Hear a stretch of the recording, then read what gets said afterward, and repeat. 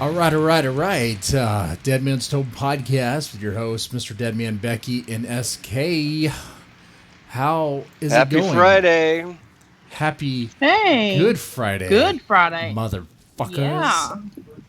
Oh, it's an okay Friday. I don't know if it's a really good Friday. Anytime I don't have to worry about school zones is a good day for me. Like when you drive around?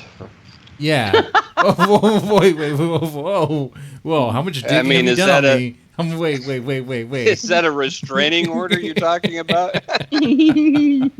Oh, don't dox me here. Don't dox me. Don't reveal some incriminating evidence on me. Oh, no. What do we have here? It's a death threat. Okay, wait. I'm looking at my Post-it note here. Oh, my God. Can you believe this? The guest we have tonight. What? Is the one and only Bruce Campbell. Oh.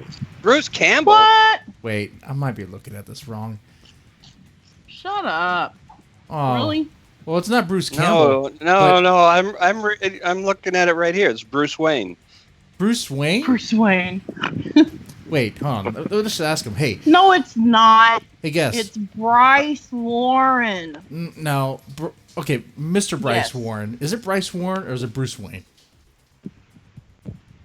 Bryce Warren. Oh, man. Yeah, exactly what Bruce Wayne would say. It's a cover-up. We'll let the chat figure it out this one, if he's actually Bryce Warren or he's Bruce Wayne. Or maybe Bruce Campbell. We'll find out. Okay. Well, let's not get too excited. I have a few announcements real fast. One, I think SK and Becky, y'all wanted to do an announcement about Patty? Yeah, absolutely. Absolutely. Right. One of our very favorite and most active chat listeners who is also active in chat, Patty Cooley, has made a significant step forward in her life. And I know this is going to sound weird, but she got her own place. And, for a lot of people, that's not a big deal. But some people, it's have a long road to get to such a simple thing.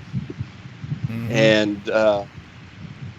And I have been, friends with Patty for like 3 years now, and I want to just say how proud I am of the work that she's done for herself to get her into this really terrific situation finally.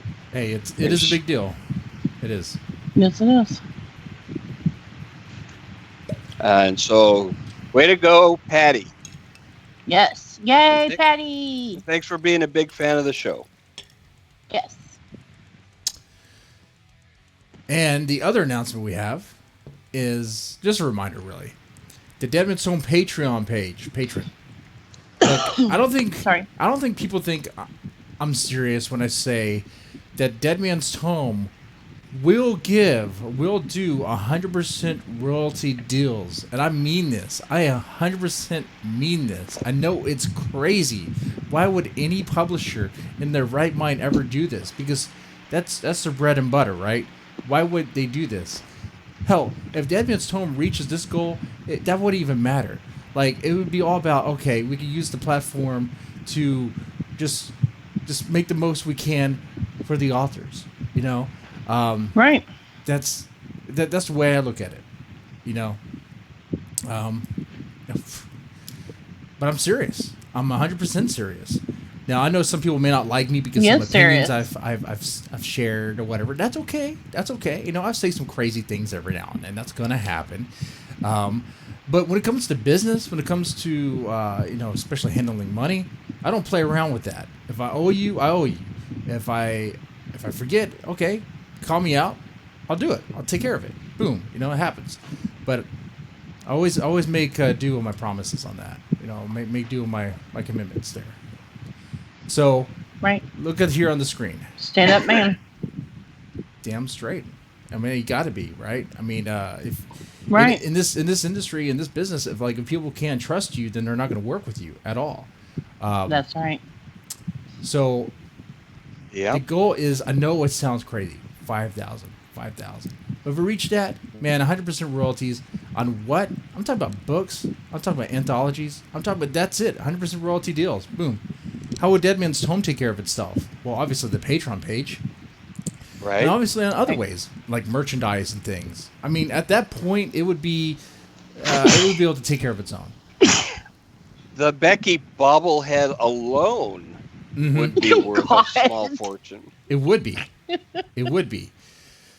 So, if anyone thinks I am BSing or lying about this, try to call me out on this, please, because I guarantee you, I'm not. Okay. The only way to prove Jesse a liar is to get to 5,000 a month and see if he does it. Yes, that is really right. So if you want to call him a liar, help him get to 5,000. Yep, that would be the way. That would be the way. You know, that's a good headline right there. That's a good copy. You'll want to contribute to this Patreon so you can call Mr. Deadman a liar. Right. Look at that. Okay. That's all I have right now. Anything else before we go? We're good? We're good. Okay. Yeah. All right. Mr. Warren. Bryce Warren. Who are you and what do you do? Let's kick it off there.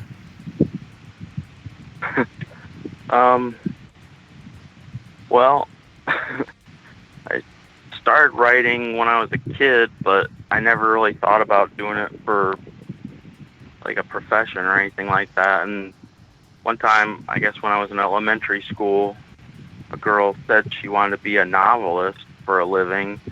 And I thought, that's a really unique thing to say. And I remembered that for a long time. But when I read my first Stephen King book, it was The Stand. And I was like, yeah, I thought if I could write stuff like that, that would be awesome. I'd do that. I'd do that for a living if I could. And I just kept finding other books after that, and I guess I was about 13 when I read that, and I started writing as much as I could and reading as much as I could all throughout high school. And then I ended up going on to become a part-time English teacher at Northern Kentucky University and other colleges in the area. And I did that for 13 years, and I just wasn't getting like a full-time position, so I ended up getting out of teaching, but I kept writing. And the first time I'd ever heard of Waverly Hills was when I was teaching one of my horror literature classes, and my students mentioned it, and they said something about how people spent the night there. I thought they took like sleeping bags and stayed overnight, but it turned out it was probably just the tours that were overnight. Right. But that was I guess the first time I'd ever even heard of Waverly Hills. Oh, wow. Okay. So you started writing. It's a really an amazing place.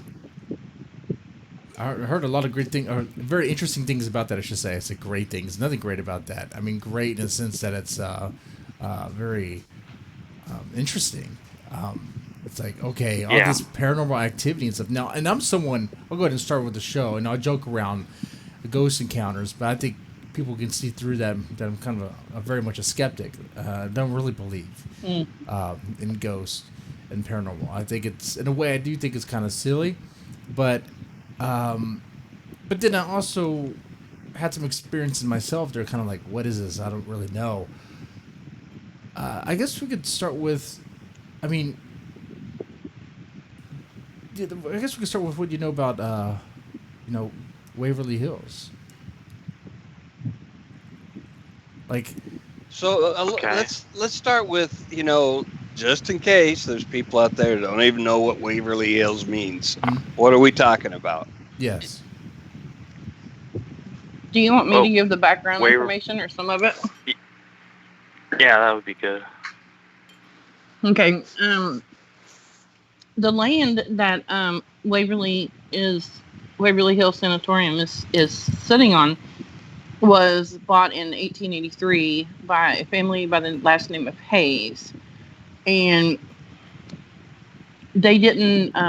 There wasn't a school around for their daughter to go to school, so they built a school there, a one-room school, and hired some people to teach. Okay. To teach there, and later the land was sold, and in the early 1900s, the county purchased the land, and that's about the time that the tuberculosis outbreak happened, and because that is the Ohio River Valley, and there's a lot of moisture in the air, which is a wonderful breeding ground for the bacteria that causes TB. There were a lot of people infected around, and so they didn't want them in their local hospital, the one that was downtown. So they, this property is kind of, towards the edge of the county, and it's also up on a hill, and they had a hospital built, and the very first patients were put in tents there on the ground while they were waiting for the hospital to be built. And in December of 1912, advanced cases were opened there, and there were 40 patients. Of course, that grew astronomically. In 1914, they added a children's pavilion and another 50 beds. Of course. Now, the thing about that is that not all of the kids were sick. Some of the kids that were there were children of a patient. The patient didn't have family, or they couldn't, nobody else could take care of them. What do you do with the child? Well, the child came there to stay as well, which was probably not really smart. Yeah, probably not. Just, a good way to get sick. Right. And so the building originally was a wooden structure, and they needed more beds and whatever, so they constructed a 5-story building that could hold more than 400 patients. Wow. That's big. Yeah. It is astronomical. When you see pictures of it, pictures don't do it justice. You drive up the hill, and all of a sudden there is this huge batwing shaped building in front of you. And I'm talking, this is, impressive. I mean, I was just, the very first time I was ever there, I was like, holy crap. I mean, it's very breathtaking. And I don't know if it's because of the number, I know that, how many people died there or what, but when, you get out of the car and you're walking around and whatever, the feeling of the air up there is very different. I mean, it's almost tense isn't the right word. I wouldn't say it was tense, but it was heavy. It was, you could feel the weight in the air. Heavy air. So fat ghost. Is that what you're saying? There's fat ghost. No, not fat ghost. Jesus Christ, Becky. Was this? So yeah. Talk about ghost shaming. I know, right? I swear. So, well, when I went up there with my friend. Sorry to interrupt you. You're okay. Okay. I went up there, and when I got out of the car too, I had the same kind of feeling, like the building is just looming over you. Exactly. And it gives you a really eerie feeling. So was this ever anything besides for tuberculosis patients? Yes. Yes. Like what? No. Okay. What? No, I'm just curious what they turned it into. I think I remember what you told me, but yes. I mean, just the look of it, you think, well, that's got to be a loony bin at some point. No, it was not actually. Really? No. One other thing before I tell you what it was turned into, they built because I told you it sits up on a hill. They built a tunnel, a 500-foot long tunnel that ran from the bottom of the hill up to the top. And it became nicknamed the Death Tunnel. Now, that's metal. What it was... Whoa, that's not good. That's not good. Come on down to the Death Tunnel. There were reasons. There were reasons, and I'll explain. Originally, it was built because the employees parked down at the bottom of the hill, and it gave them cover to walk up to the hospital in the winter or when the weather was bad. Mm-hmm. But with the number of deaths that they were having, they started taking patients that had died down through the tunnel because they were trying to keep morale up. Now, the very neat thing about this... They didn't want to just see this parade of stretchers. Exactly. Yeah. The very neat thing about this hospital is one side... They didn't leave them in the tunnel, did they? No. There were rail cars down at the bottom that would take the deceased off. The very neat thing about this hospital... the neat thing about this hospital is that one side of it was all glass windows.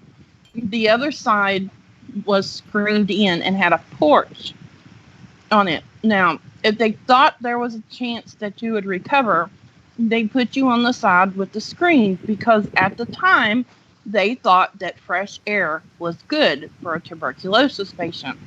Unfortunately, that was not quite the case. So, it depended upon which side of the air is good. Right, but the Ohio River Valley air was not good. Yeah. So, one side of it was screened and one side of it was not. Now, there were over 60,000 deaths from tuberculosis there. Wait, say that number again? Yeah. 60,000. Okay. Like 60,000. 60,000? Yes. Yes, sir. That's more than a few. That is more than a few, and that's at a hospital that's supposed to treat this? Yes. Jesus, I mean, well, tuberculosis was a actual plague.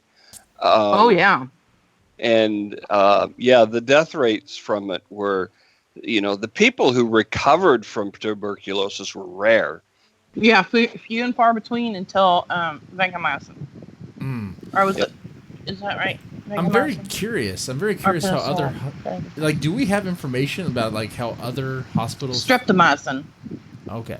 Do you have information how well other hospitals performed or did during that time? Because I'm very curious about that. Okay. No, I don't. They really didn't do much at all except house them and try and make them comfortable. They didn't know what to do for them. There was nothing to be done. Well, there were some that tried, to remove some ribs. Remove ribs? There was an idea. Procedure for that. Well, they thought that if, that you could expand your lungs, that you would be able to breathe properly. And they thought that, that was part of the tuberculosis was that your lungs were being constricted. Unfortunately, Unfortunately, that was not the case. Another thing they did was they would open up the body by the lungs and let it air out. They would leave it open to the air so that would get out the tuberculosis. They would hold on. They actually tried this. They would leave the body open to the. I'm not a doctor, but that sounds like a pretty dumb idea.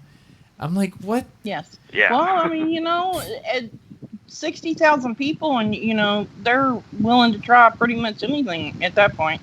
Well, I suppose just get like a witch doctor up in that place. Read some tea leaves, and do some dances and stuff. Like, drink some holy water. Like, well, what? There were a handful of doctors who, and I'm not sure how they came to this conclusion, but they figured out that drier air would be beneficial, and so they started, prescribing people to move to the Southwest. Right.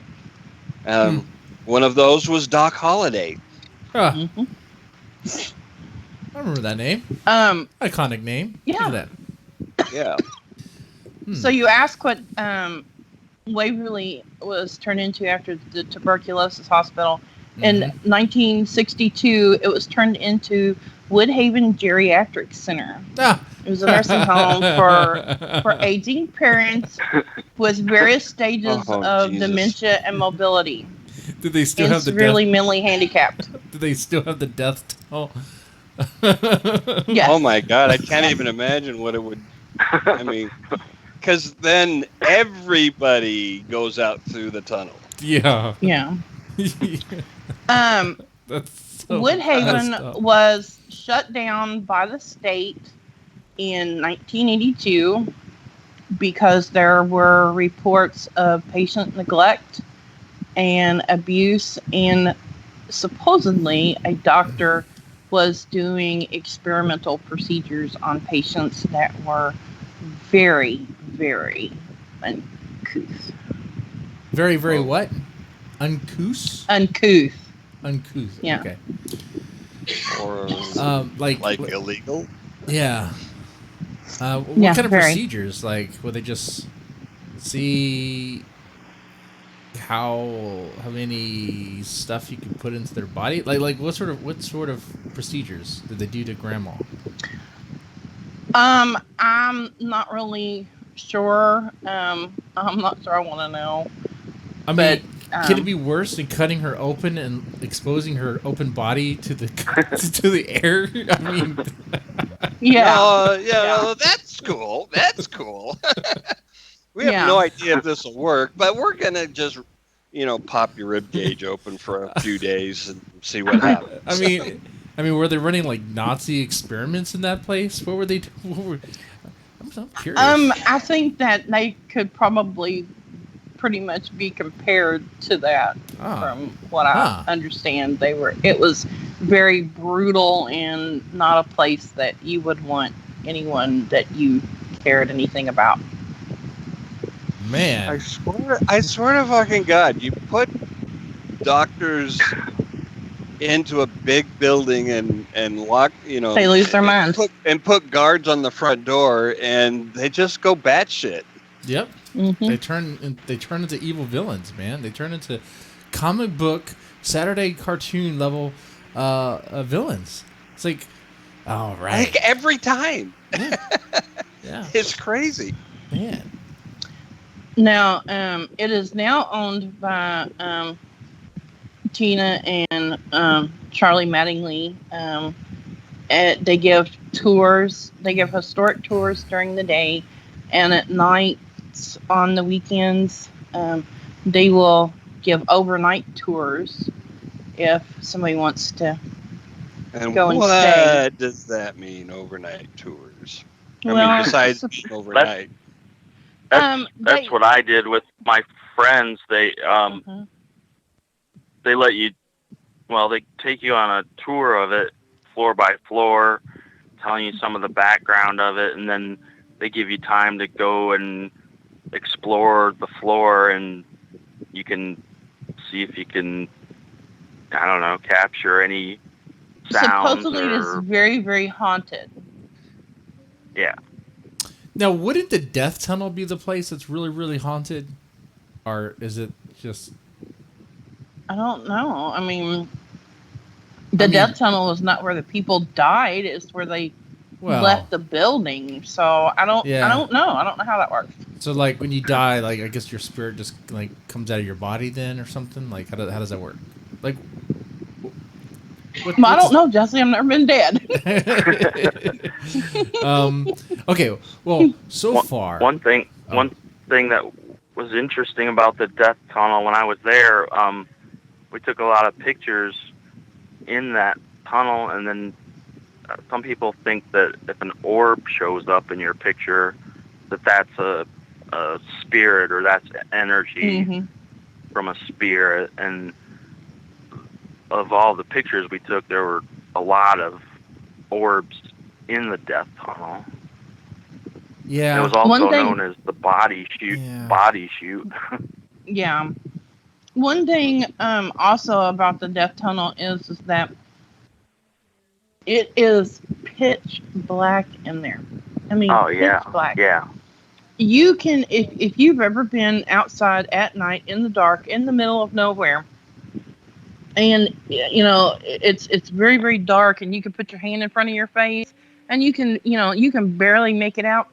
I can promise you that if you are in the tunnel and put your hand in front of your face, I tell you what, creepy. Man, I would never want to have to find my way out of a place like that.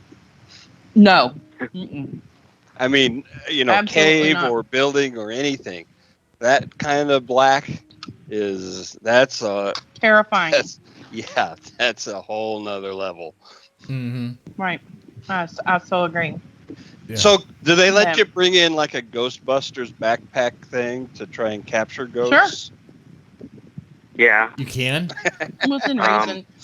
Well, Ghost Adventures, the TV show has been there. Ghost Hunters has been there a couple of times.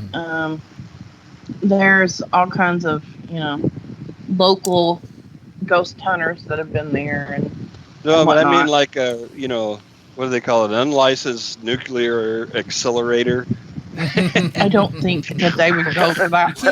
Don't cross the streams, man. That's unfortunate. I guess I'll have to rethink my plan. I mean, if you really want proof, that's how you do it, right? Yeah. You gotta catch I don't think that Tina would go for that one. No, well, before we get carried away here, okay, is there anything, because Becky was going over the history, was there anything that she left out or that you know of that she didn't know? I mean, feel free to. They said that when Indians were on the land that they called it, I think they called it the Spirit Hill. The Spirit Hill. They thought of it as like a bad place, like you didn't want to go there. So this place was a bad place even before the building and the tuberculosis in the geriatric. Oh my facility. God! Another Indian burial ground thing. But I don't know if they ever buried people there or not, but they always thought it was a bad place. A bad place. Now, are there any stories for that? I mean, is there any like literature connected to that or anything? Not that I know of any. No. Okay. I do know that Waverly was self-sufficient. Self-sufficient. They had their own pump house. They had their own, everything. Water. They had their own. They could be completely cut off from everything, and they pretty much had to be because of tuberculosis. Well, I mean, so they were very self-sufficient. Lines. No. Well, no, but they do have some very documented cases of some unusual deaths there. Okay, and that's what I was going to go into next. I was going to ask Becky and Bryce about that, if they have any information about the unusual deaths that happened at that facility? Any of the horror stories? Because you got the number, 60,000 patients died. That's before they started bringing the people in specifically to die. Yep. Right. Yeah. Right. So what? Do you want to? Yeah, tell us. You want to cover that, Bryce? Tell us about these stories. And there was. Okay, sorry. There was one story, I can't remember what show it was. I saw this just recently. A show where there's a woman and a man that went in and Tina talked to them about the fourth floor or something.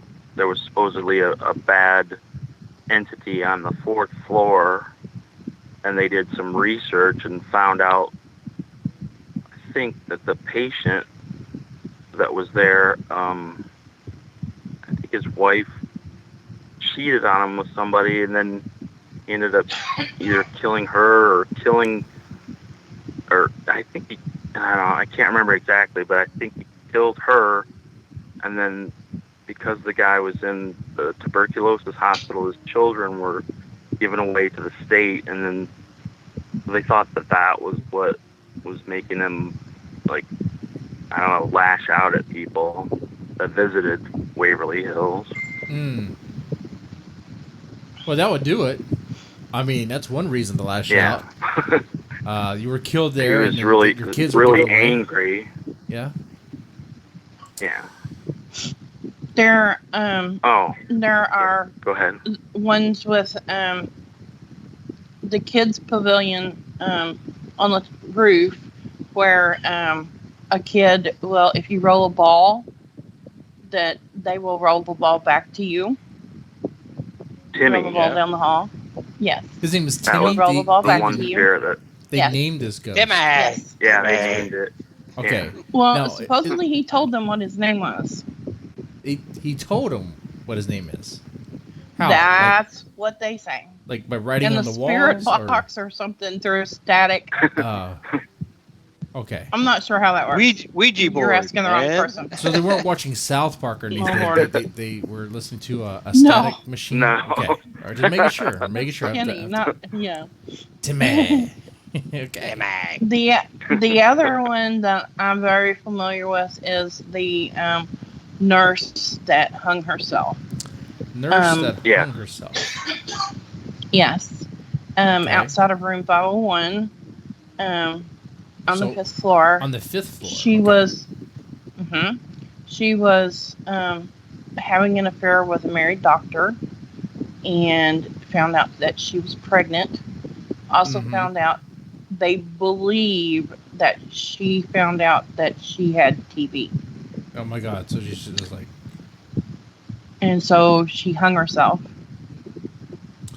There was in the hallway. Also part of that she was pregnant and miscarried, and that they flushed the baby through the sewer system. What? Okay. I heard that on the tour. Yeah. Did they chop it up? Did they chop it up before doing that? I mean, how'd they do? They just flush it down? I mean, I don't know. Let's get the grim details here real fast. Depends on how far along she was. We're not really sure about that one. Yeah. I think the chat will let me pass on that one. We'll pass on that. We don't need the grim details on that one. You with me there, SK? Do we need grim details? No. Okay. I do not need those. Don't need a bit. I can totally skip out on those. Okay. Cool. All right. Tell us some more. So anyway, now you have the background and information. Okay. Now, is there anything? There's all kinds of things there. I mean, they talk about a doctor that roams the halls at night. Okay. You can hear hear him pushing the gurney or stretcher or whatever you call it. What I want to do before we start going deeper into this, because see, people are going to question, be like, "Oh, how do you really know all this stuff?" So, Bryce, do you consider yourself to be a skeptic? Yes. Okay. Do you believe in ghosts? I'm a skeptic. I mean, when I was there at the beginning of it, I felt like I don't know, there was weird feelings, and like maybe there was tons and tons of spirits or entities there, but I questioned it all after I was done with it, and wondered, well, there was no way to be 100% sure that anything that I felt or experienced was proof of anything. Gotcha. So weird feelings. Now, did you see any? Oh, I'm sorry. I'm sorry. Go ahead. That's okay. We were in a room that was completely pitch black, and it was a small room, and I heard the sound of children screaming like they were on a playground, and I wasn't sure at that point if there were children that had been there or not, but I said something about it when we were leaving the room to somebody, and then one other person said, "Oh, I heard that too." But only one other person. Yeah, and I don't know why nobody else heard it, or. And this you said it was a sound. Was it? Did you?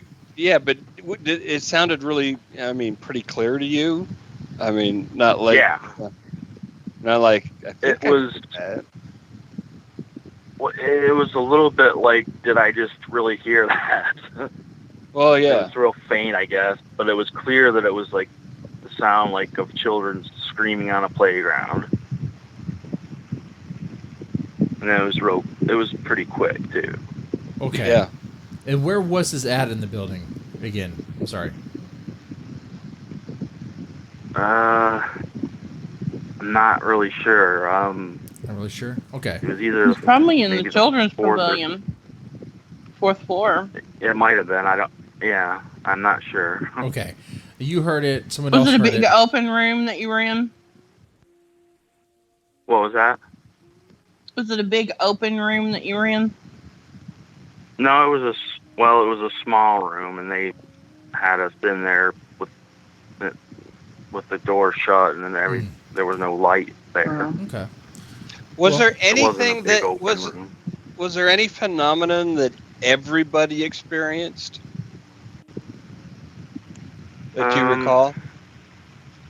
There was one part where the tour guide put a box that had lights on it in the big room that you're talking about. It was like a I don't know if it was a ballroom or like a cafeteria or something. It was just a really wide open room. Yeah. And he kept trying to see if something would light up one of the lights, and all of a sudden it sparked like a white kind of light, and he said, "That's funny. This box doesn't have that color." So everybody got to see it, but it was still just kind of like, well, how do I know? Yeah, exactly. If that was real or not. You don't know. You don't know what the box does. You don't know what it does normally. You don't know if it's rigged up. Yeah. Mm-hmm. And if you brought your own thing in and said, make this light go on or whatever, that would be a different experience. Mm-hmm. That's true. A lot of people say that most of the time you might not experience anything, or it'll be so subtle that you won't really know for sure, like, if it's supernatural or not. Now, okay, and just make sure. Now, is there a chance that there could be like someone in the building that's playing pranks on you guys, or like I don't know? Is there a chance of that? Well, that's what I that's what I wondered, because I mean, you're in there and you've never been there before, and you're mostly in the dark, so you don't know, like, did they set stuff up, or are they, Right. I'm not saying that they do, but you don't know. Right. Well, it's their business, right? To give tours. Yeah. And to get people in there, they kind of want people to have experiences. I mean, I'm not saying that they set things up either, but it would benefit them if things happened. Right? either by their own, right. either they manipulate it or things just so happen to happen. Yeah, they would benefit. They would definitely benefit. There's definitely a motivation right there. But okay, and also, I'm curious, Bryce. Have you ever seen a ghost? I don't think so. One time I had a waking dream where I thought like a form was coming through my room, but I mean, I just kept thinking, well, I was dreaming of it, and then I woke up and I thought I could see it, but it might have just been like an image that was stuck in my head as I was coming awake. So, I mean, I don't know. We're in that scene in I'm Ghostbusters. skeptical about it. We're in that scene in Ghostbusters when there was a ghost that was going down on the guys. We're in that scene when they're in the firehouse. You seen Ghostbusters? Yeah. Mm-hmm. Okay, you know what I'm talking about. That they're in the firehouse. It's a montage scene, you know. Where are the stories like that? How come we don't hear stories about that? How come we don't hear any stories about ghost ladies? How come we don't hear about that? We always hear about we do scary actually. ghost We've actually done stories on the show about women having sex with ghosts. Oh, remember? I keep on forgetting. Marrying them. Marrying a ghost. Yes, I'm sorry.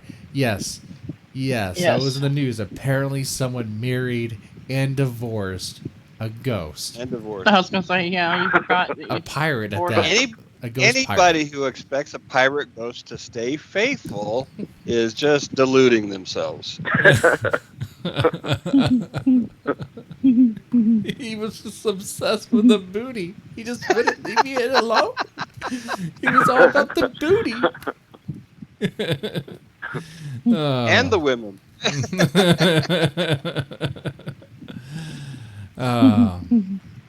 Okay, have you ever seen any shadow people? Edmund Stone brought up shadow people. Have you ever seen any shadow people? I didn't think that I did. They took us to this one part where they said you could see the shadow people, and they said, you know, if you look out of the corner of your eye, you would see it. Okay. And I just didn't think that I really saw anything. Okay. I just thought it was kind of like a trick of your mind, but, you know, some people probably do see it. I just didn't see it. Now, and keep in mind, if I'm coming off like I'm putting you on the stand, asking a bunch of questions, I'm just so that people listening understand your level of skepticism and where you stand. They would be okay. Yeah. So what's going on here? So not really sure you saw shadow people. Maybe is that what I'm getting?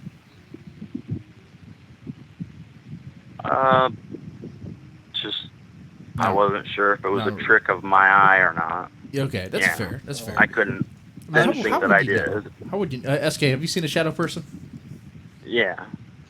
No, and let me tell you, growing up with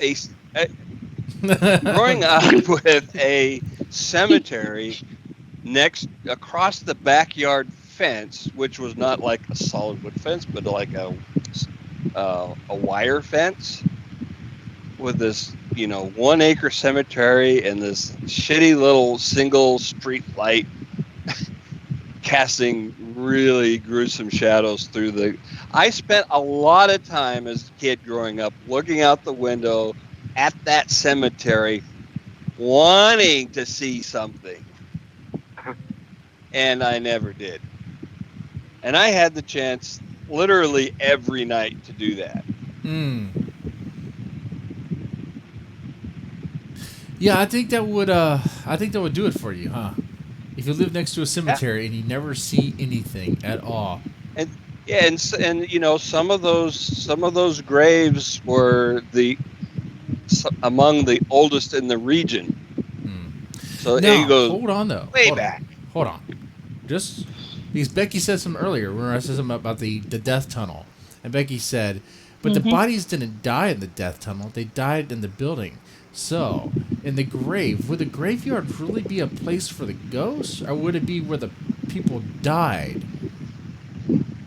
Well, I I honestly don't know. I mean, he hasn't been dead. He doesn't know. I don't know the rules. Well, man. one of us needs to.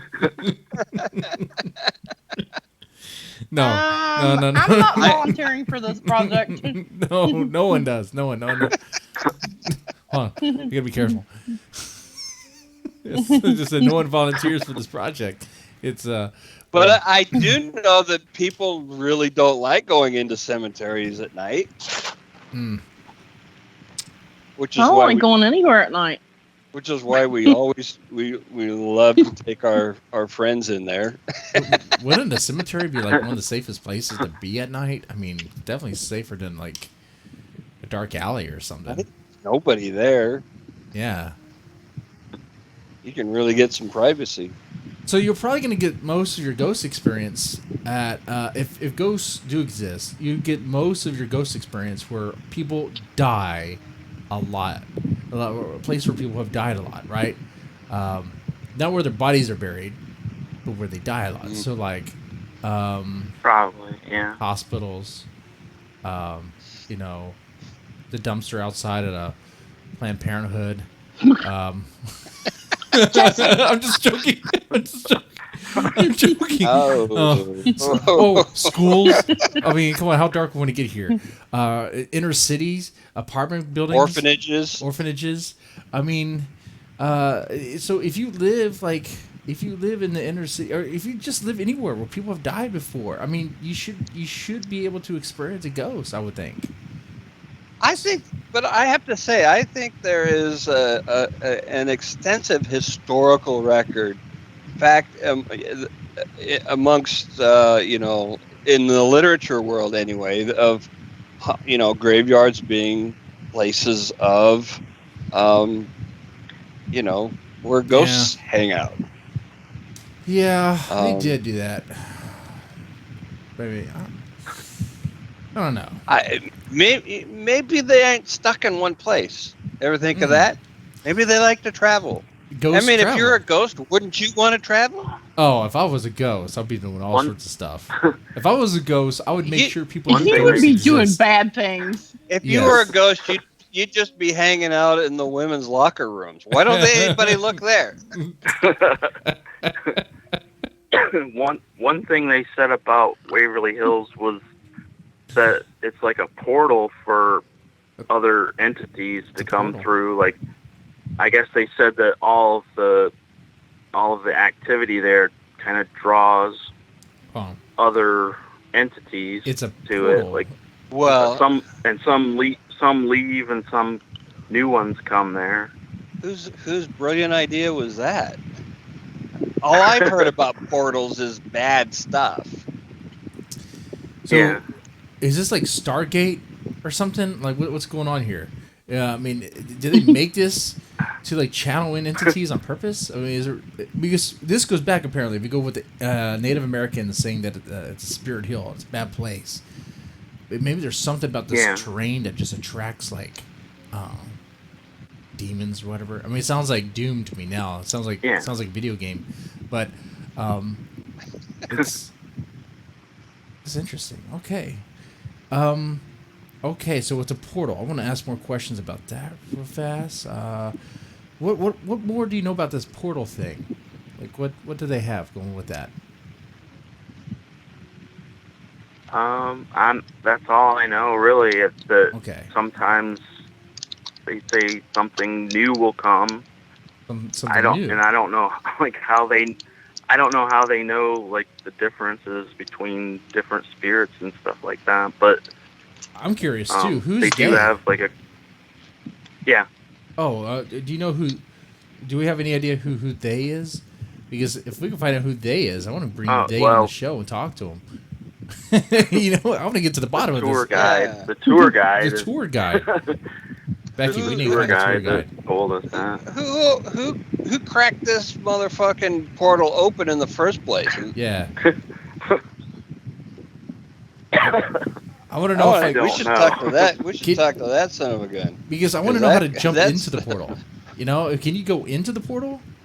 Is it just a one way? Like, I'm curious. I'm curious. Well, I think it's only for spirits and entities. Okay. All these restrictions. I know, right? And by the way, ladies and gentlemen, the reason why we're talking about this so much is because Bryce Warren has a bunch of books based on Waverly Hills, at least influenced by. Is it right? Is that fair to say? How many? Yeah. How many is a bunch? That's a good question. How many I is a just bunch? have one book that's called Waverly Hills Incursion. Okay. Oh, I've seen multiple ones. It's okay. Sorry, my bad. It's fictional, but it's based on all the things that I've read and heard from the tour and videos that I watched.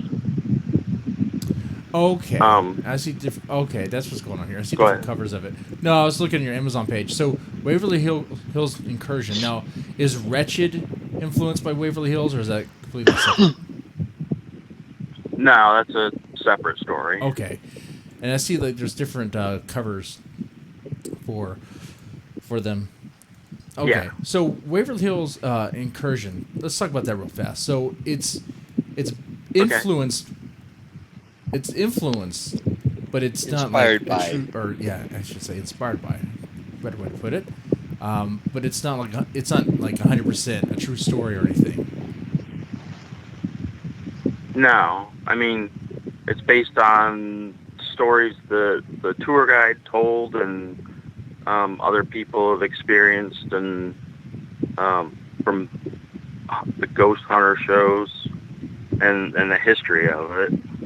Okay, but cool. What I did was I set the story up like they turned half of Waverly Hills into an apartment complex. Oh. And I'm surprised they haven't done that. They had different ideas about what they wanted to do with it, make it apartments or maybe make it into a hotel. And so I had heard about another place that was an insane asylum, that was featured in the movie Session 9, Danvers Hospital. Mm-hmm. And they restored it, or restored part of it anyway, and turned it into apartments. And I heard about it on the radio, and they said a lot of people were experiencing weird things after they started living there. And so I had an idea to write about a big apartment complex. And then later, when I decided maybe I should go to Waverly Hills and see what it's like, and then maybe set that same story there and rewrite it. And that's how it came about. Okay. I like that. So do you buy into any of the stories, or was it just a cool topic to you? Well, the thing stuff like that really interests me a lot, and even though I'm skeptical about it, I want to think of it like maybe it's possible. I mean, just because I can't prove it or I don't experience it, maybe other people are, and I just haven't. But it's always those kinds of things, weird stories, supernatural stories, even things that people claim are true hauntings. That kind of stuff really fascinates me. So that's what I put into my fiction, because it makes stories more interesting for me. Yeah, it does. When there's a shred of, maybe possible things that really did happen. Yeah. Yeah, it's like what if it really was real? Mm-hmm. Right. Yeah, that's interesting. Yeah, it adds layers to it. It adds some layers. Okay, so now, and how was this book received? How was Waverly Hills Incursion received? It's my most popular book.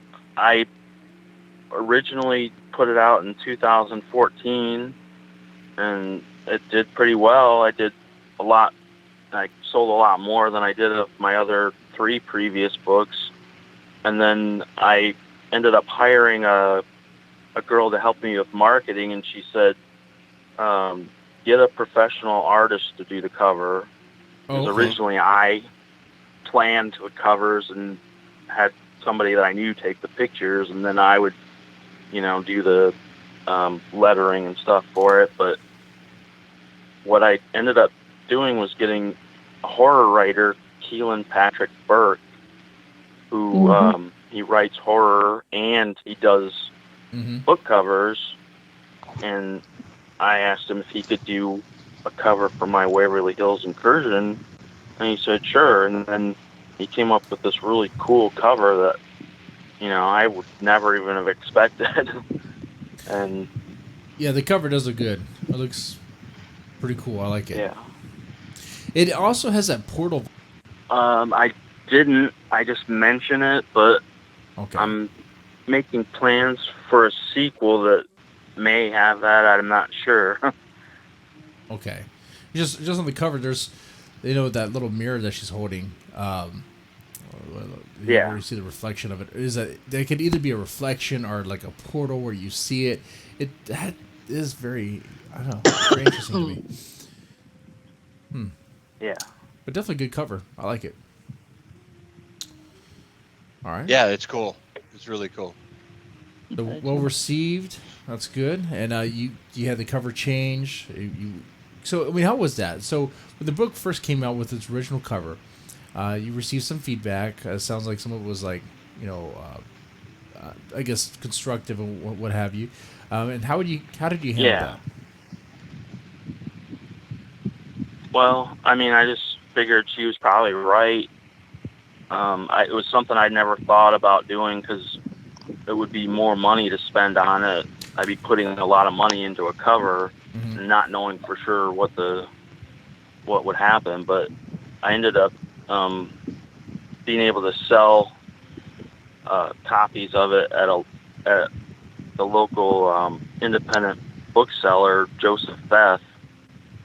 And then later on, they asked for copies in Cincinnati and in Lexington too. And I don't know, it's taken off a lot since I got a better cover for it. And I think people recognize the name of Waverly Hills, and a lot of people immediately know what it is, and they're like, that's cool, I want to read a book like that. Do they have a gift shop at Waverly Hills? Yes. On Halloween they do, yes. Only on Halloween? Have you tried to get your book in there? Well, when I published it the first time, I wrote to them and told them about it, and I was trying to make sure it was okay, like use the name and the place. They never wrote back, so I was like, well, okay, I guess it is. It would be. And then, okay. You need to talk to me later about that. I would. Okay. I'd imagine it would be okay. But I do want to meet with them if I can to ask them if it's possible to sell the book in their gift shop, because a lot of people would probably be interested in it, especially if they're there. Yes, very much so. Probably asking for a cut. Yeah. Yep. Talk to me about that later, and I'll see if I can't put you in contact with Tina. So, but thank you. SKS is a pretty good question. I'm curious. So you can't buy Ouija boards there or anything? They don't have. What is wrong with these people, man? Man, They will also tell you that if you take electronic devices into Waverly Hills, that it'll drain your battery. Yeah. It'll drain your battery. Do they? Is it really cold inside? Not really. Okay. No, it's because the whatever energy is there might try to. It feeds on the energy of anything electronic. Okay, so anything with energy. So they're testing out some new government technology to drain. What's going on here? I mean, is it the ghosts doing it? Are the ghosts draining the cell phones? I mean, the ghosts are the spirits. They're siphoning. They use it to get energy. Yeah. So that's how you know you're dealing with a ghost. You know what? I might be dealing with a ghost then. I might be dealing with a ghost because my phone keeps on freaking draining faster and faster. I mean, or maybe you just have too many apps running. I have or no maybe apps you running. have an old battery. I know, right? It could be What those is- things. what- or Watching it could be a porn ghost. on your phone. One of the Oh, things we can't people stop do that. not typically understand about batteries, though, the reason I asked about the temperature is that batteries drain much faster in the cold. Much Yeah. faster. I did not know. Yeah. Right. Yeah. So, like, if you're out, if you have a phone or a camera and you're out in like the snow or something, you need to keep that shit warm, or the battery will just disappear on you. Ah, that is interesting. That is. You didn't know that? No, I really didn't. I mean, I never really. I live in Texas. Well, damn, we educated Mr. Deadman. Yes, you educated. You is Mr. educated now. Deadman. I live in Texas, where it's hardly ever cold here. Definitely not cold enough to really have any significance on batteries. I'll have you know that when I was in San Antonio before, it flipping snowed. What was that like? What, And the they closed the 90s or damn something? interstates. Oh yeah, they do that here. Well, in Houston, if like one drop Yeah. of snow falls, I mean, it's like everything's shut down because no one knows what to do. No one knows what to do. I don't even know what to do. I'm like, I freak out. I'm like, oh God, it snowed.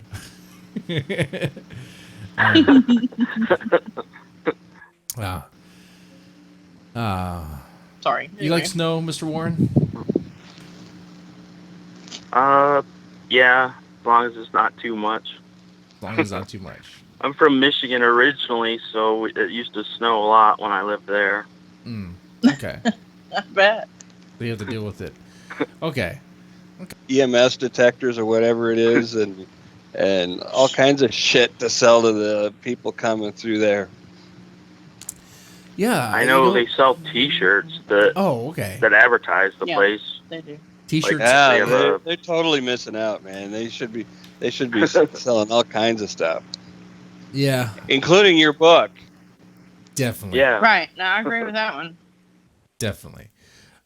They could be totally exploiting this to the max. They're not doing it right. They're not. Interesting what's going on here.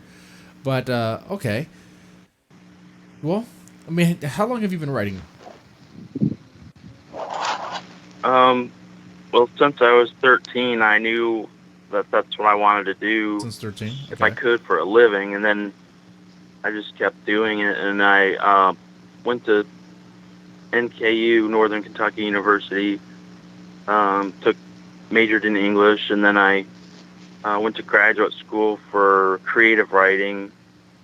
And the funny thing was, like, all the classes I took, they never wanted you to write genre writing or horror. So I tried to They want you to write fit erotica? the mold of writing No.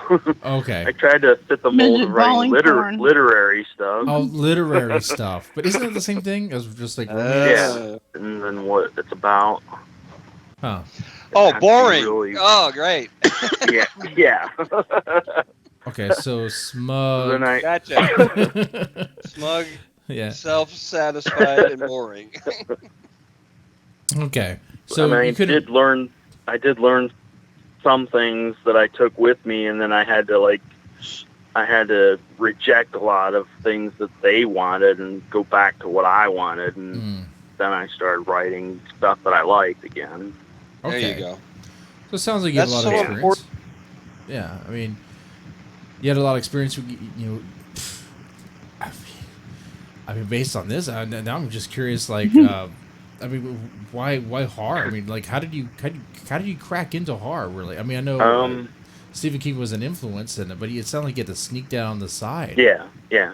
I mean, did it feel weird to do that? Where you're like, I gotta keep my horror a secret because the school doesn't want to hear about it. I mean, what's going on? Oh, well, not really that. I just I would write about offbeat characters instead of writing, a straight out horror story. Okay. Okay. So you'd kind of tone it down a bit. Yeah. I mean, like one story I had a guy goes on a blind date with a girl, and he thinks maybe she's a vampire because she's real pale, but then there's no there's no horror in it. It's just, I would try to make it as close to just realism as possible. It was a blind date with a vampire? Is that what he said? Well, no, she was just pale. Girl. Oh. He thought she was. Oh, man. See, I heard she was vampire. just Irish. I heard, oh, gotcha. Well, wait, aren't they vampires? I mean, they're psychic vampires is what they are. They're succubi is what they are. Yeah. Okay. Interesting. Well, let's see. Now, do you have any short stories that published out there? No. I started out writing a lot of short stories, but then kind of grew into writing longer stories like novellas, and I kind of just fell away from short stories. Okay. You know, Jesse might have an opportunity or two for you to a short story. Is that true, Jesse? I believe it is. Becky, you wanna elaborate, because you're really good at elaborating on this part. So they got a deep fried horror. Well, we have a monthly e-zine that we are looking for stories for, and we also have an open call called Mr. Deadman Made Me Do It. Yeah. It's not erotica. Now you know how I got on the show. Yeah.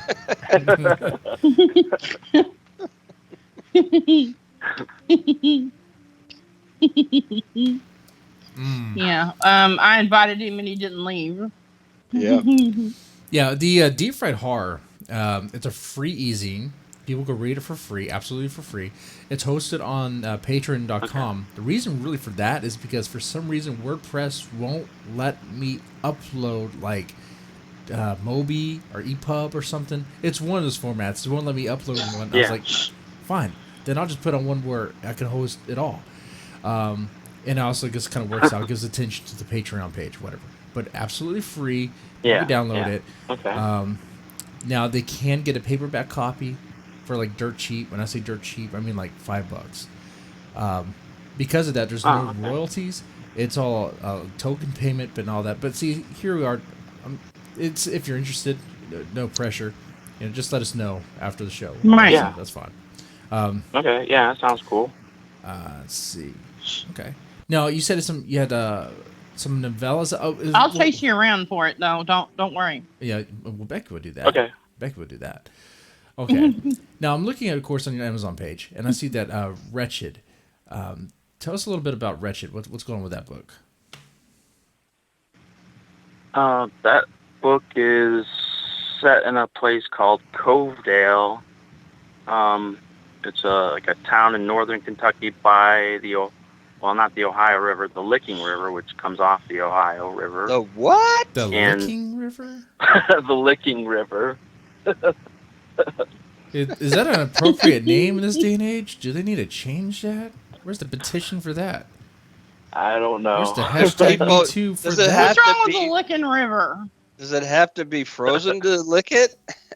Oh, I was thinking something else. Okay. Do the ladies go on the Licking River? Or do the ladies like to be in the Licking River? I don't know. We are not talking about this. Keep on going. Okay. So you gotta send a field investigator. For college students. College students. Okay.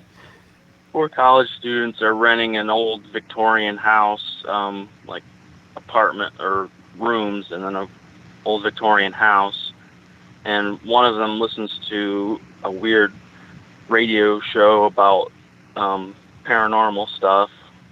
I guess I got the idea for a show like that from Coast to Coast AM with George Norrie. Yeah.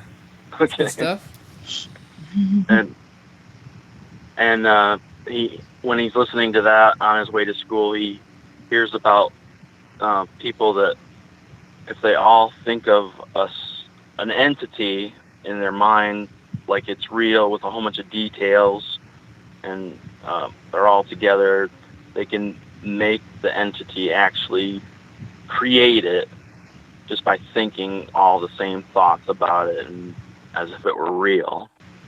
So they try to do that, and they end up creating 4 separate entities that they had no idea was gonna create one specific entity. Mm. And then they have a demon cage match kind of thing. Well, they all have separate entities that have something to do with something that they want or they desire, and they have to deal with it. But do these entities like compete with each other or go after the other people? Well, an example is one is a guy finds this hole in the ground outside of the house, and he goes down into the hole just to see what's there, and he decides he wants to turn it into like his own man cave and hang out there. Of course. And while he's there, he kind of gets like high off the energy in it, and he doesn't want to leave there. Oh. They've had that experience before. Getting high off the energy from the hole in the ground that I want to turn into a man cave. Well, that's your midgets in the basement. That's not even the same thing. Yeah, that's totally different. Yeah, no. Okay. Well, see. You and the midgets. So these 4 college students are thinking. So they think an entity into existence. Yeah. That's interesting. So what kind of entities again? Like what's? Can you? Like, are they like superheroes? Are they like monsters? Or like ghosts? Like, what's going on? Yeah, totally superheroes. Come on, Jesse. I don't know. I just saw like. Well, how do the guys not like create Catwoman, right? Yeah. Well, that's funny. One of the guys has the girl that he likes has a doll collection, and they're all like these porcelain dolls that look really realistic and almost human. And one of the dolls that he kind of thinks is real, looks good to him, ends up as his entity that comes to him. Whoa. Kind of in the image of that doll. Oh, whoa. Oh, it's like Weird Science. Yeah. So he thinks it and it comes. He thinks it. Wow. Yeah. But it's in the back of his mind. They all are trying to create a little girl that they can take care of, but that ends up coming later in the story, and it's not. Huh. They don't even realize that it's what they created. Interesting. Why wouldn't they be thinking of like Heidi Klum or something? I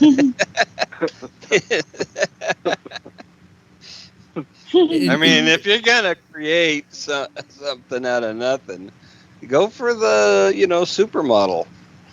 Now, I'm curious though on this, like the entity that they create into existence by just think about it. Like, does it change forms and how? I mean, does it? Yeah, does it change forms based on like their thoughts and all that, or? No, they each of them create something separate. Interesting.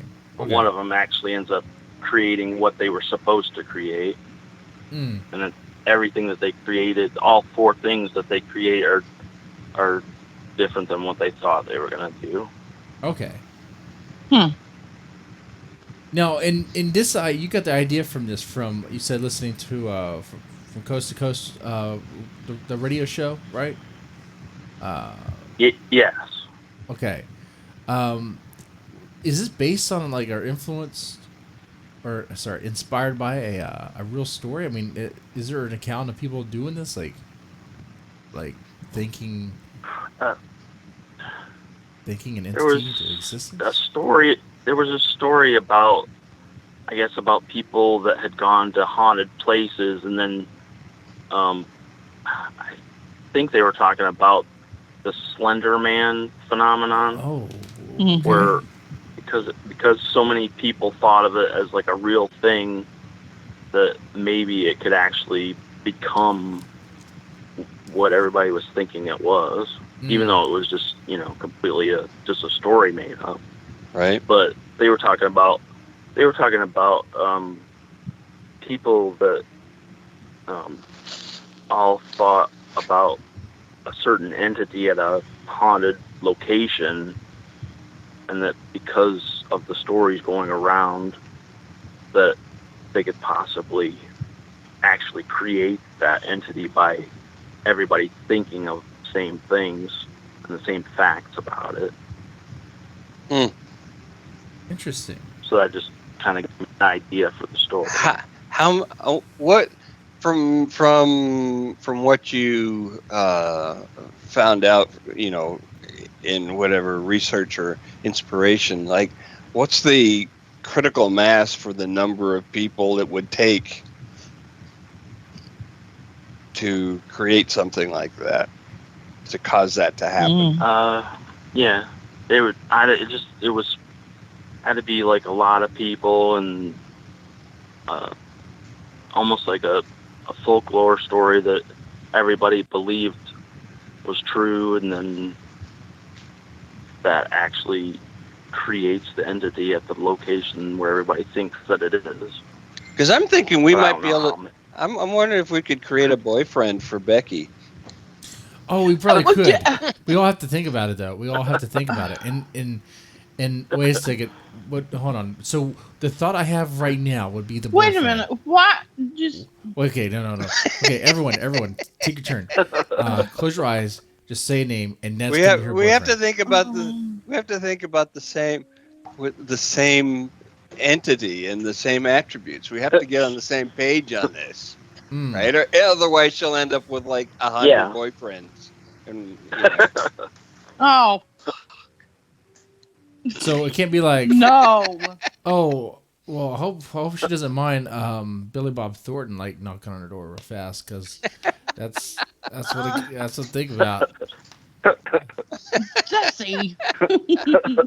That's just mean. Nobody wants to date Billy Bob. Well, he's gotten around. Well, Angelina Jolie didn't she? Didn't she?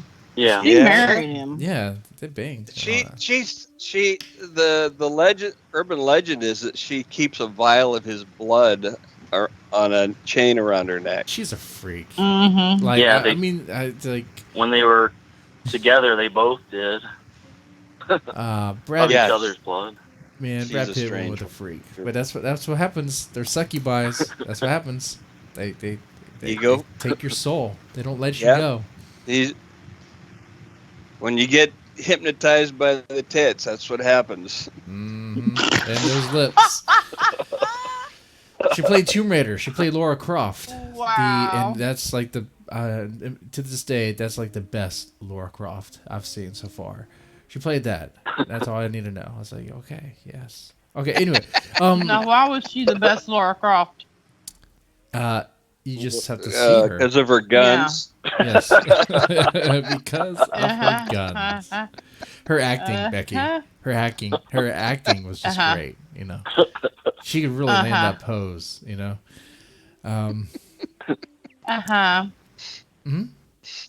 Don't be jealous. Don't be jealous. I mean, So I'm not at all. Okay. So how tall do you want, Becky? We got to get some specifics here. Okay. Oh. Hold on. I think we're gonna call him Lance. Hold on. Lance. Oh no. Ooh, that's a good idea. Why are we calling him Lance? I like that. Why not? You do? Now, we do have a caption contest to talk about as well. And what was the question for the group? What was that? the secret. What was that? Oh, something people don't know about you. Okay, so what is something? I guess we can start with that. Becky, so you want to ask everybody that question? Oh God. And then I'll also do the meat grinder stuff at the end of the show, at the very end of the show. I'll do that. So do you want me to read these? Yes. So read the question and read what they said, and we can chime in. Okay. Tell me something many people don't know about you. All right. Me? SK we'll says answer. We'll answer in a little bit. Hold on. We'll get to you. Okay. SK said, I do my own stunts. Is that true, SK? You do your own stunts? Well, at which point I screamed medic. There's I don't do them well. But I hence the knee. Yeah. Ralph Moody said, I'm actually a cat. Ah, look at that. That's amazing. I kind of believe that. Yeah. Uh-huh. That's a gifted cat. This whole time. Uh-huh. It's a cat. Okay. Brett McCormick said, at age 5, I set off to explore Mobile Bay on a homemade raft. Okay. Whoa. Sure, it wasn't the Mississippi River. Mm-hmm. No, I'm sure he probably did. Okay now. And what other stories we got here? What other facts? These facts. Jared Barbie said that he does his own stunts as well. Oh, okay. Copycat. Mm-hmm. So original. What else we got? Read the whole thread, man. That was the whole thread, man. Okay. No, I meant to Jared. Oh. Yeah, that's true. That's true. People who are like, oh, well, let's just put a comment here, but someone already made that comment. Like, come on, make something original. Anyway, but thank you, Jared. It was good for sharing. What about Bryce? Yeah, what about Bryce? Bryce, what's something people don't know about you?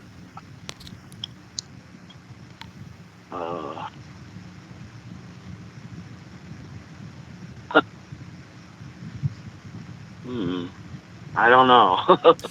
It's okay. It's a tough one. He's telling you. You're probably thinking too hard on it. It's so unusual. Even he doesn't know what it is. Mm-hmm. I mean, I share stories on this show all the time, so I don't even think I have anything. I mean, wow.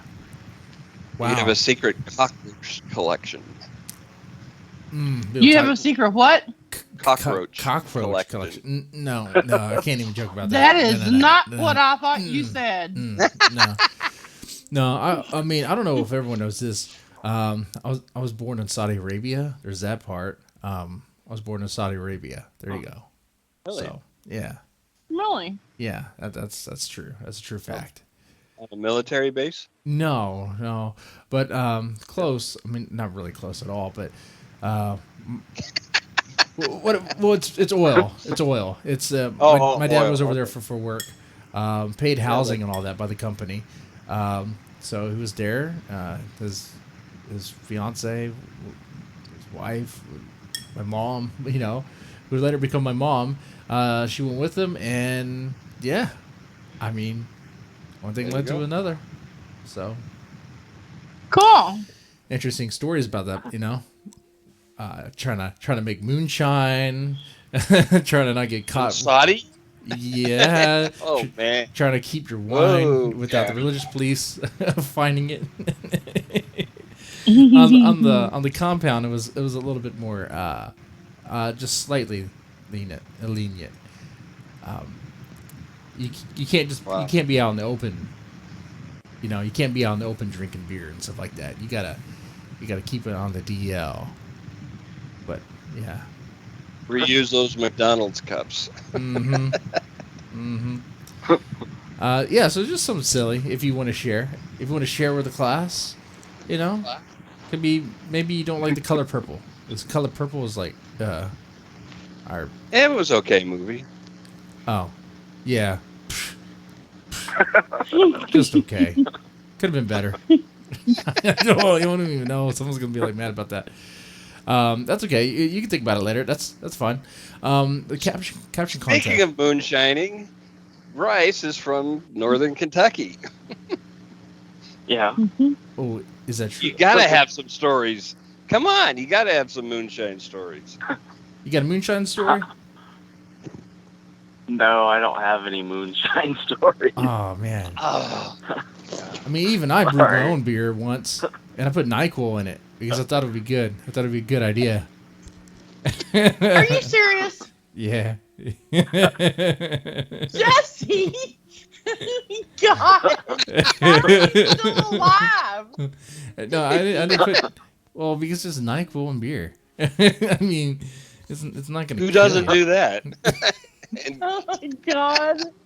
It was pretty much the recipe of the flaming Moe. I mean, the flaming Homer. You know, I just didn't light it on fire. That's the only thing. Oh my God! Anyway, Thank God for that. It probably would have been better. You know, I should try that. I'm gonna get some beer, pour some No. cough syrup, light it on fire, and you know what? I'm gonna try flaming Moe. I'll do it live. No. That would be the last thing I drink. That'll be the last thing I drink on the 24-hour show. stream. Yes, because after that I'll be I knew out. it. That will do it. Especially NyQuil, the very last hour. As long as you got one thumb hovering over the 911 call when you do it, Yeah. because you're not going to be able to dial all three numbers. No, you're right about that. I should be okay. We should see. Oh, caption contest. Capture contest. You have here on the screen a picture of what is this? What is it? A bunny on a steer? Cowboy Yeah. or cowgirl, Easter bunny on a longhorn. Now, how come the In a Easter bunny neighborhood. has to be a girl? Look at the It could be feet. cowboy or cowgirl. Could be. Yeah, look at the. Oh, good observation. I didn't notice the feet look kind of small. Well, there's this lace fringe at the bottom, or border, or some whatever the hell you call it. Oh. No, that's where the bunny feet attach. Looks lace to me. Interesting. So it could be a dude. It could be a chick. Looking at the top part. I mean, looking at the peck area, it doesn't look very convincing that it's feminine. But then again, I'm not sure. Could go either If way. we could zoom in on the hands, maybe we can get some details if it's man hands or female hands. But even then, we all know there's women out there that have man hands. I don't know. That's a good question for the chat. Is this a woman or is it a man? Or is it the third gender? No, is it a bunny? Is it a bunny gender? Oh, Mama. What if it's its own thing? It's its own thing. It identifies as the Easter bunny. Yes.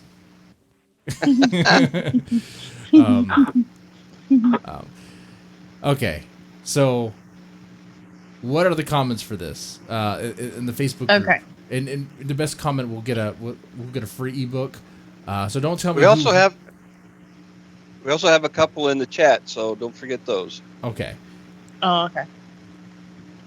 The first one is the Easter bunny was getting more aggressive with each year.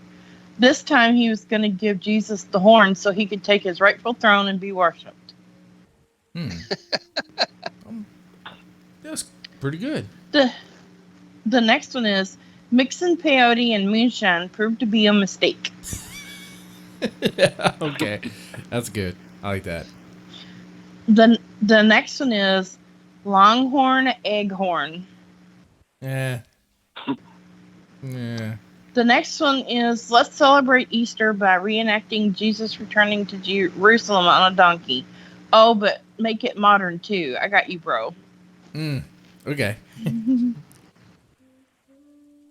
And then, what are the ones in the chat? The ones in the chat.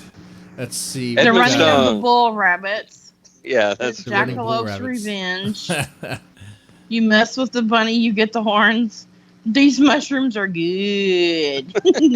Yeah, see, I'm leaning with the mushroom and what peyote thing. I mean, that's the one I laughed the most at, anyway. Though. Well, I had one, but they wouldn't let me tell it. Let me guess. Because of the steer and it looks like it's in Texas, I can guess it's in Texas because, just look at. Yes. Look at the guy in the background. He's wearing a cowboy hat. I mean, that's not a total giveaway. What? Let me guess. There's only two things that come. It's from a longhorn. Mm-hmm. Yeah. Mm-hmm. It's a famous line from a famous movie, very popular movie. Mm-hmm. Yes. Mm-hmm. It's true though. That's why a true line. It made me think of it. That's true. Steers and something that rhymes with it. Yeah, and yeah. And it ain't beer. Oh, it's not beer? Damn it. No. Anyway, so whoever did the mushroom peyote comment, who is he? My Easter eggs are killing me. Kelly's killing it in the chat. That's a good one, Kelly. Steers and drag queens.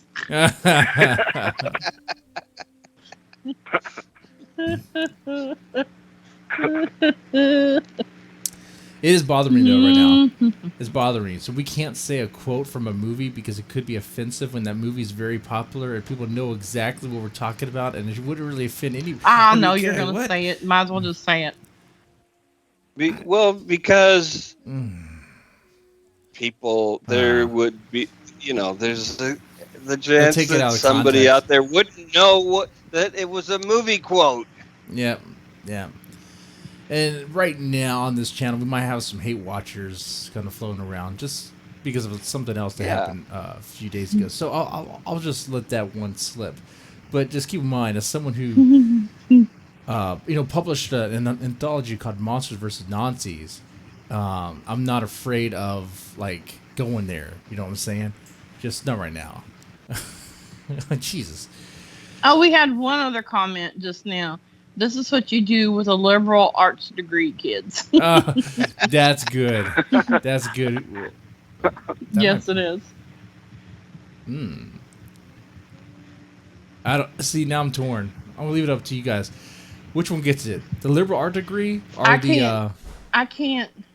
You can't what? I can't vote because I know. I can't vote because I know who did them. A liberal art degree.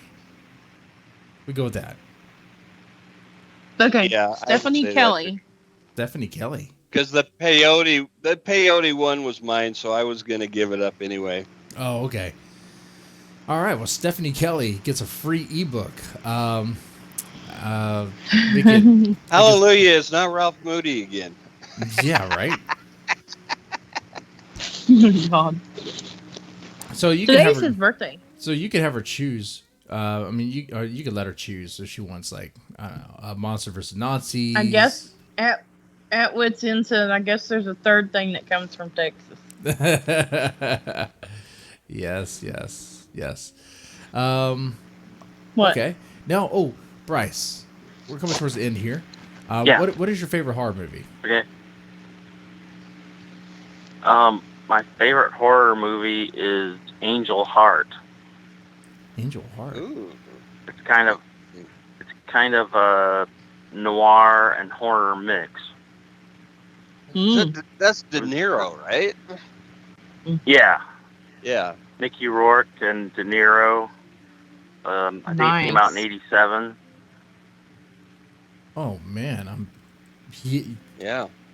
Man, that's an oldie. Yeah. Angel Heart. Very nice. Let's see. Justin's having to look it up. Yeah, I'm looking up because I have not seen this one. I have not. So I definitely need to check this one out. Yeah. You would sounds like you would definitely highly recommend it.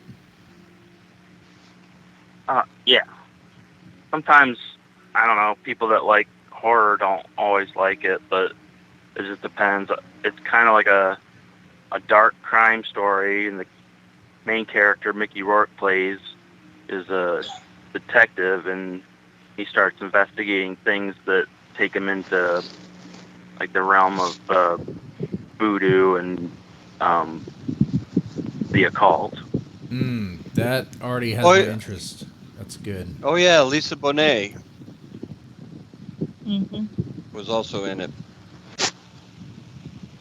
That's very cool. Okay, I need to check that out. I definitely will. Maybe we'll watch it tomorrow. Yeah, I'll do that. It's very cool. Now, all right. Let me do the meat grinder numbers real fast, and then we'll have to wrap up. Now, what the meat grinder numbers are real fast is the meat grinder is a writing contest. It's a writing contest where short stories are competing for the most points based on the views, unique views, likes, and comments. Okay, so we got a handful of stories that are competing, and they have 30 days to get these points. Let's see how. I'll just read it from the top, really. From first place, it looks like we have Of the Dark Alley by Trev Hill, with 297 views, 117 comments, and 9 likes. That's like top dog right there. Top dog. Second place, so far anyway, is the best show ever. Can't even read my own handwriting. Ray Pugh, 253 unique views, 7 comments, 31 likes. 31 likes. Actually, you know what? No, sorry, that's 3 likes. Can't read my own handwriting. Oh my god. Anyway, Sentenced to Suffer by Fiend Gauthier. I mess with Goddess. It's Gotti, right? Just Gotti. That's all it is. Fiend Gotti. Goddess. Is Goddess? Gotti. Okay. Goddess. Fiend Goddess. 33 unique views, 0 comments, 2 likes. Troy Story, Veronica Smith, 64 views, 10 comments, 3 likes. Was it The Will by Michael Pico, 24 views, 0 likes, 0 comments. 74, Miasma by Danielle L. Naden, 74 views and 4 comments, no likes. And then last, The Girl Without a Name by Mark Taus.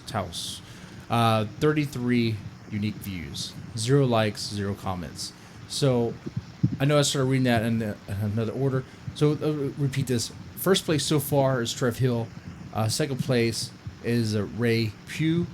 Third place so far would be Veronica Smith. For everyone else, really, just continue to share your stories so that people can read them and leave a comment and like them. If you're sharing your story and they're liking your posts on Facebook or Twitter, that doesn't count. Like they have to press the like button on the story. They have to leave a comment on the actual story. So, and I do this announcement not really for those listening to the show right now because they probably don't even know what this is. It's like, what is this? But I do it for y'all, so you know where you are at and what you can do to do better. Really, the strategy is about sharing and networking and just getting it out there. Even if you just get friends and family to press the like button on your actual story, that could help. As far as beating Trev Hill, I don't know. He's top dog right now. I don't know. Maybe Ray Pugh could do something, but Trev Hill has a. I mean, he's killing it on comments. 117. I mean, Jesus. Now, granted, wow. I haven't gone through the comments to see which ones are just like, repeats or which one are him.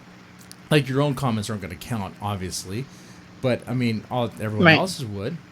you know. So, all right. So that's What are you gonna do? That's a lot of numbers for you to count up. You know, he's gonna take his manually. shoes off. That's why he's got kids. Yeah. He uses their toes too. Oh, that's true. Oh, yeah. Well, he's got more than 10 anyway, so I guess that helps. Mm-hmm. Mm-hmm. Kids or toes? Yeah. Yes. Uh-huh. Okay. I'm gonna find out what to do. I'm gonna find out. I was struggling with this list. I'm like, you have how many? What's the number here? Oh, jeez. Anyway, ladies, gentlemen, thank you so much for joining and listening to the show. We had a good show. We talked a lot about Waverly Hills. Very interesting place. Learned a lot about that. I did not know that it was a spirit hill. I did not know that supposedly Native Americans called it a spirit hill, and then it was supposedly a bad place even back then, before the hospital.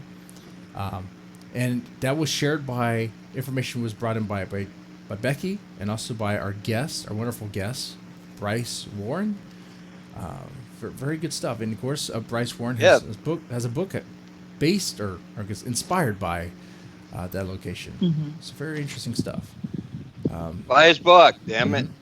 Mm-hmm. Yes. Anything you want to... Thanks for having me on your. Oh, no problem. Thanks for having me on your show. Oh, one last thing. Anything you would like to plug? Anything you want to plug real fast before we wrap up? I have to say something. Waverly Hills Incursion is my book about Waverly Hills, and my latest book is The Wretched. All right. Buy and review them. Buy and review them. And Becky, you want to say something? Yes. Happy Easter, everybody. Happy Easter. Happy Easter. Unless you don't celebrate Easter, which then you find this offensive. If that's I'm the not. case, I refuse. If that, oh wait, you're not celebrating Easter? No, and I told you why. Oh, I know. You were traumatized by the Easter Bunny. Okay. That's not so. On a longhorn steer. All right. Ladies, gentlemen, press the like button, subscribe, share. Thank you so much. Y'all take it easy.